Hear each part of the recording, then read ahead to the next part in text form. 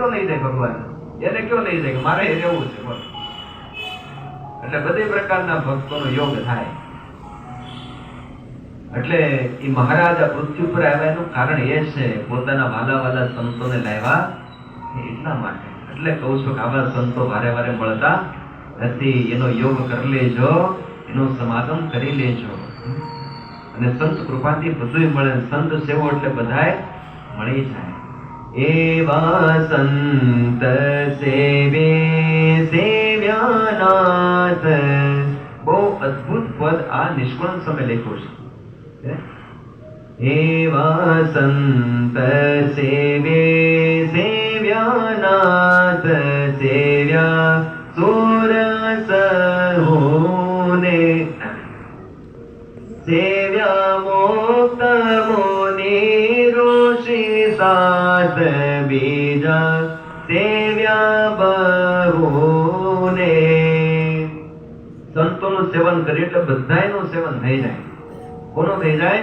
બધાયનું સેવન થઈ જાય. પછી એમાં કાંઈ ઘટે નહીં. અને આ તો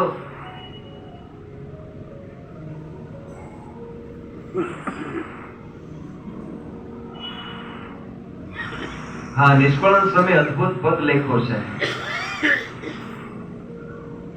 એ પદ ની અંદર એ જે મહિમા લખ્યો છે એ કયો મહિમા ખબર છે? એક એક અંગમાં ભગવાન રહ્યા છે.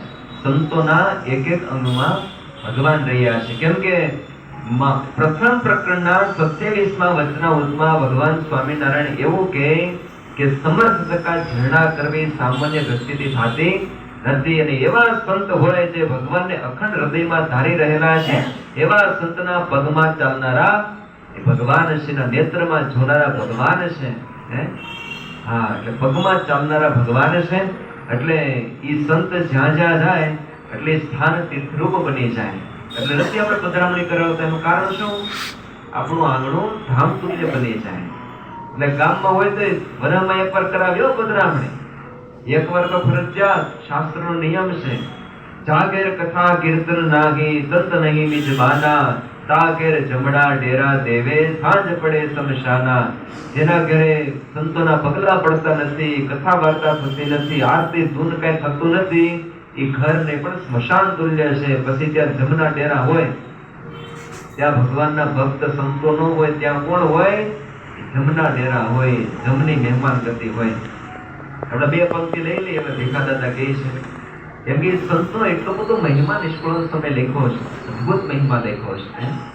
ધન્ય ધન્ય સંત સુજાણને,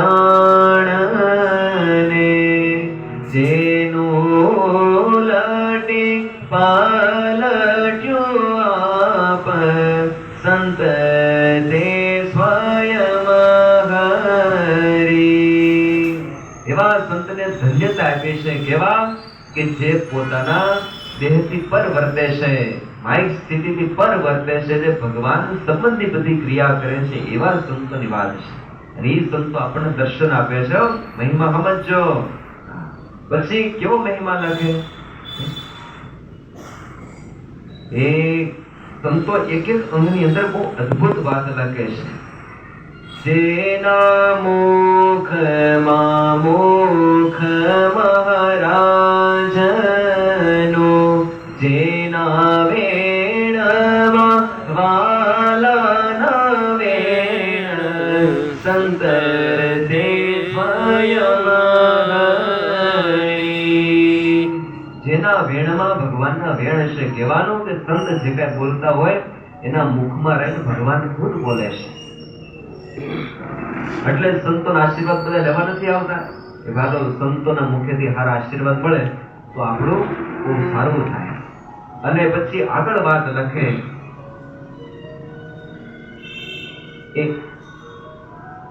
જેના મુનેણ માનેણ છે નાથના, જેના કાનમાં કાન છે કૃષ્ણના, જેના નેણમાં નાથના નેણ સંત તે સ્વયં હરી.